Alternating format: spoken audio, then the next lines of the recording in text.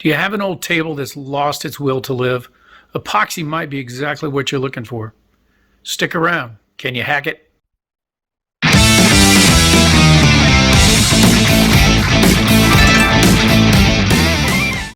So this is our old kitchen table. We've had this table for a long time. It was actually a 6-top when we first moved here, and it just didn't fit in the kitchen, so I cut it down to a 4-top. Now I really like this table. It's solid, and just don't want to get rid of it. So I think epoxy will actually bring this table back to life. So let's get started. So to get this bad boy ready, I'm going to sand the top of it down with some 220 grit sandpaper. That's going to rough up the surface a little bit so that when we pour the epoxy over top, it'll be able to adhere to the surface. Now I'm going to take some painter's tape. I'm going to create a tape dam around the table. I want to hold the epoxy on the table as long as I can. Once it starts to set up, I'll release the tape or pull the tape off, and it'll go slow and thick over the edges of the table. The reason you want to do this, if you're trying to really work with a design, you want to make sure when that epoxy flows over the sides that it flows very slowly. If not, it'll run real quick and it'll just smear your color or your design down the side, and it just doesn't look good at all. So don't be afraid to let it sit for about 30 or 40 minutes and then pull that tape back and let it flow. Remember, slow. On some past projects with light coloring, I've taken a plastic bag and some paint and I've splotched on that surface so that it gives it a little bit more depth in the end.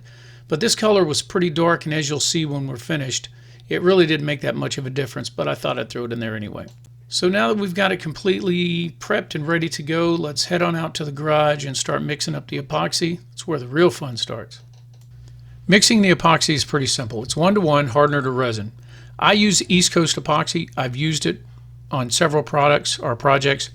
It's got great working time, and it looks really nice in the end. Nice deep finish on it. When you're mixing up your epoxy, you want to use 3 ounces per square foot. Now this is a 3x4 table, so that's 12 square feet, 36 ounces, blah, blah, blah. But when I'm using or I'm pouring dark colors, or especially if I'm going to do what's called a dirty pour, where you mix a lot of colors on top of each other and pour them out at the same time, I want to go a little heavy on the resin, simply because I want to make sure that it's nice and thick. If you try, again, just like with the tape dam, if you try to thin it out and you don't have enough epoxy, you're going to see it, and it's just going to look really bad. Now, a little trick I'm doing here is I'm actually comparing the jugs, what came out of one, what came out of the other. That way I make sure I pour the exact same amount of epoxy before I start mixing it all up. Now we are mixing. So 2 minutes with the paddle and we'll be good to go on that. Make sure you go on low speed. You go on high speed, you're going to sling that stuff all over the place. It's going to get on your clothes, and you're going to be throwing clothes away. So if you look closely, you're going to see the air that's trapped inside the epoxy. Don't worry about that. We got a torch. You'll see that a little bit later. We'll torch those bubbles right out of there. So here's a little trick I like to do after I'm done mixing up. I'll go high speed inside of an empty container. Gets that epoxy off of the wheel or off the paddle as much as possible. Now it's time to spice it up a little bit. We're going to take some of this brown pigment. We're going to put it in the epoxy and mix it up. We're also going to take some copper here, just a little bit of the copper to get some flake in there. And I think that's just going to look awesome whenever it's all said and done. Wow, that looks great. Let's mix it around a little bit with the paddle. Such a great color. I'm really happy we did this. Let's get it mixed up so we can get it on the table.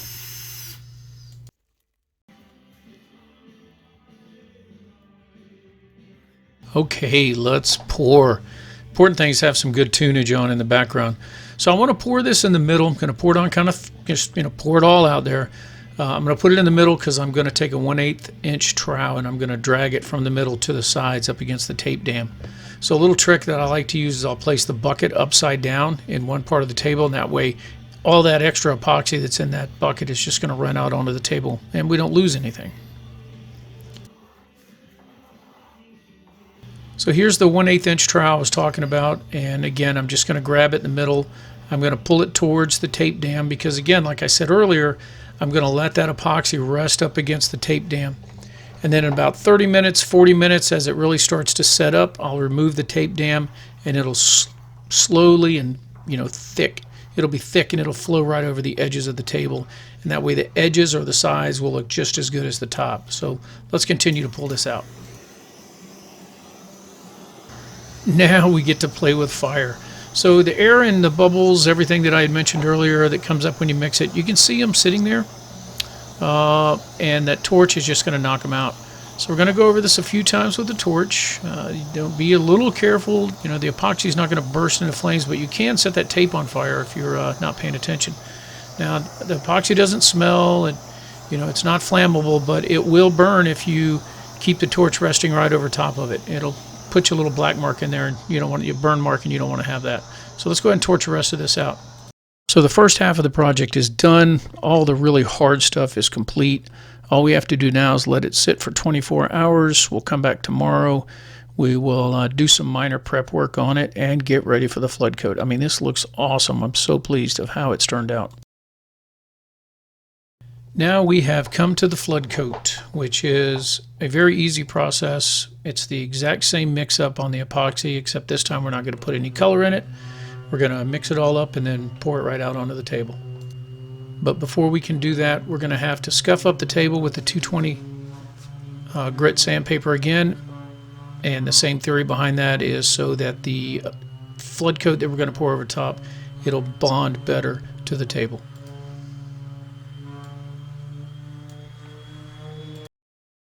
Make sure you work the whole table, including the sides. Don't cheat yourself. And don't worry about if it looks scratched up. It's supposed to look like that.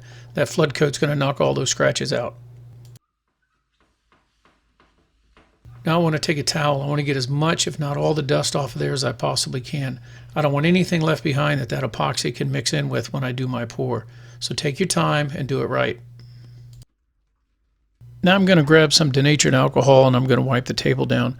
The theory here, or the idea, is you want to get everything off of the table. No debris left behind whatsoever. That flood coat is going to be thick, and the flood coat is just going to bring any imperfections to the surface. So we want to make sure there is nothing down there that can be magnified by the flood coat. So do it right and make sure you get the sides as well. And it's flood coat time. So I'm pouring the epoxy on, but of course I pre-mixed it obviously. And again, it's the same process as before, 1-to-1 ratio. I did hit this with high speed at the end. I wanted to get a lot of air in it because I wanted to show you how effective the torch is. So again, I'm pouring it in the middle. I'm going to take the 1/8 trowel. I'm going to drag it to the sides. Once I feel that I've got it kind of evenly distributed on the entire top of the table, then I'm going to cut that trowel at an angle when I drag it, and that's going to cause the epoxy to flow over the sides. No tape dam needed on this. We want the epoxy to flow. There's no color in it. It's just a clear coat. It's easy peasy. So let's knock it out. Now I'm at the point where I'm going to angle that trowel just a little bit. And if you see, I'm just letting it run right over the side of the table. And that's okay. It's going to drip off onto the floor. It's not a big deal. That's why we've got the floor protected. But here's where, again, I want it to go down the sides, and I want it to flow nice and smooth over the sides, over the edges. Again, just continue to work it with the trowel. Let it evenly flow over the sides. If you notice, I've also got the bucket upside down like before. Now at this point, I'm taking my gloved hand and I'm running it down the side of the table with the epoxy.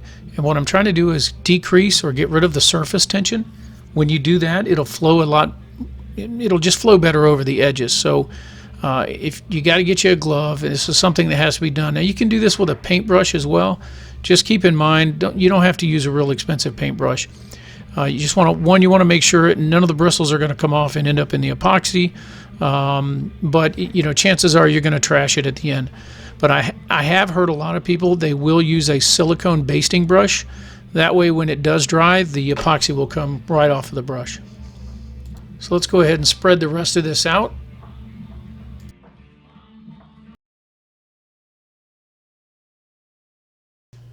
Now this right here, you can see what I was talking about, letting it flow over the edge of the table. And again, it's fine. It's just going to drip right off onto your tarp. Speaking of tarp, if you use a nice plastic tarp, when you're all done and it dries, the epoxy will peel right up off the tarp, so you won't have to throw anything away. So keep that in mind. That's a little pro tip for you.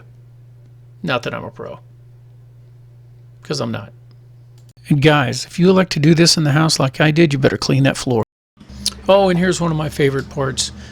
You get to torch out the air and the bubbles. So remember how I said that the white was going to be in there? That's all that the air and the bubbles that are trapped in there. Well, you can see how well that torch is working to get rid of those bubbles and to get rid of the air.